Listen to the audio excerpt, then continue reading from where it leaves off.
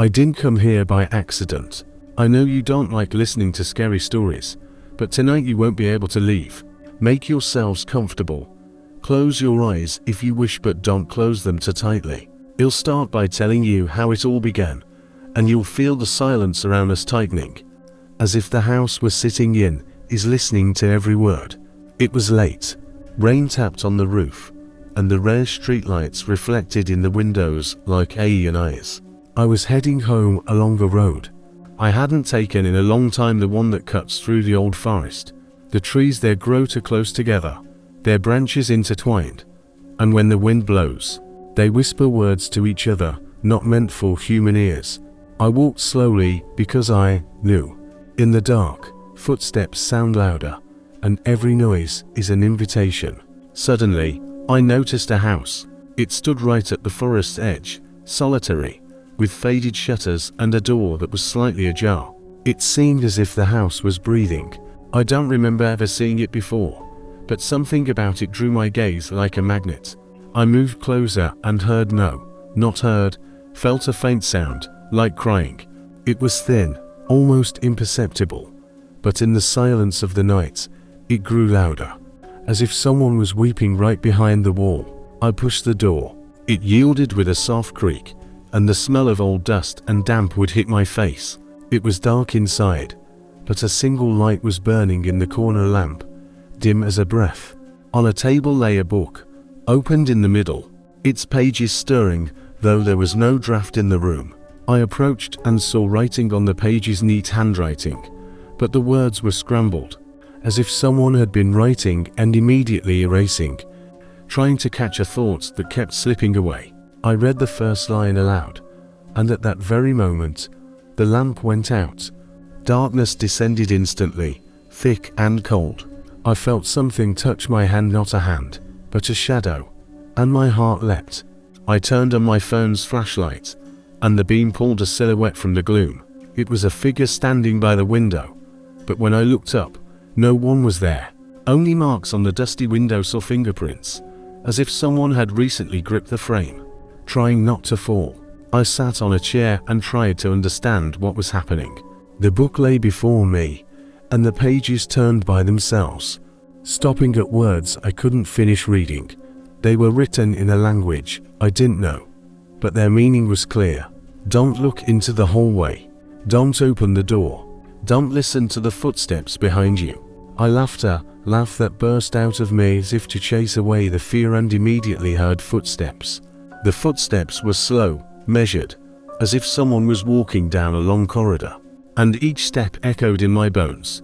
They were getting closer, but not from the room, from inside me, from my memory, from those corners where old fears hide. I stood up, and the flashlight beam pulled a door at the far end of the room from the darkness. It was closed, but a thin sliver of light seeped from under it, and I knew someone was behind it. I walked to the door. The handle was cold, like metal, untouched for ages. I placed my hand on it, and at that same moment, I heard a whisper, not human, not quite a voice, more like an echo of words someone was repeating over and over. Don't open. Don't open. But I opened it. I opened it because curiosity is stronger than fear, and because sometimes it's the very moment we break a prohibition that the world begins to change. Beyond the door was a corridor, long and narrow, its walls covered in photographs. In each photo were people I didn't know, but their eyes seemed familiar. They stared right at me, and in their gazes was something that made my blood run cold. Expectation. I walked past, and the photographs stirred, as if someone inside them was breathing. I stopped before one, a woman with a child in her arms. The child looked at me, and I felt something clench in my chest. Its eyes were empty, like two small mirrors, and they reflected my face but distorted, old, weary. The footsteps behind me grew louder. I turned. The corridor was empty, but at its end, where the wall met the floor, a dark figure had appeared. It didn't move, but its presence was tangible, like a cold wind passing through bone. I took a step back, and the photograph in my hand fell to the floor, tearing the silence. A new inscription appeared on it, as if someone had just written it. Your next. I felt panic rising inside me, but a voice in my head said, "Don't run. Look."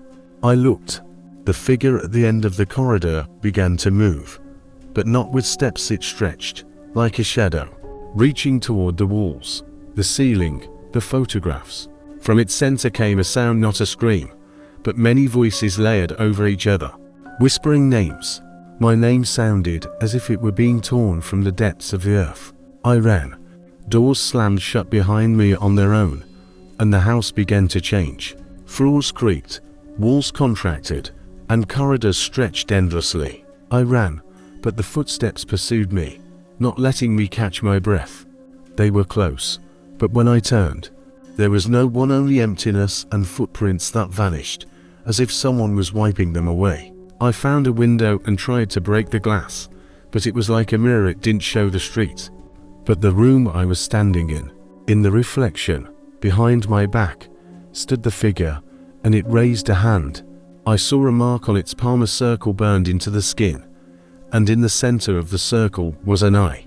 The eye stared right at me, and I understood this wasn't mere observation. It was an invitation to become part of something that lives in this house, feeds on fear, and grows without footsteps. I screamed, but the sound didn't escape. It stayed inside, as if the house had swallowed it. Suddenly, everything fell silent. The footsteps stopped, and the silence became so thick I could hear my own heartbeat. I sank to the floor and closed my eyes. When I opened them, the same book lay before me. The pages were blank, but on the last page was a single word: stay. I don't know how much time has passed. Maybe minutes, maybe years.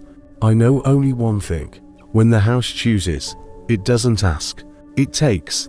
And now, sitting here, telling you this story, I feel something pulling me back to those photographs, to those eyes, to that circle on the palm. I hear the whisper, "Stay with us." And the louder it whispers, the clearer I understand it's not a request, it's a promise. If you hear a creak in the night, if you see a strange silhouette in a window, don't approach. Don't open the door. And if you ever think someone is calling your name, don't answer. Because sometimes a scary story doesn't end when you stop listening. It continues in those who remain, and in those who come after. It'll end here, because I feel the voice behind me stirring again. It whispers, "Tell more." But I won't tell. I'll close the book and try not to hear the footsteps. The choice is yours, to leave or to stay. Just remember, the house always waits for those who listen.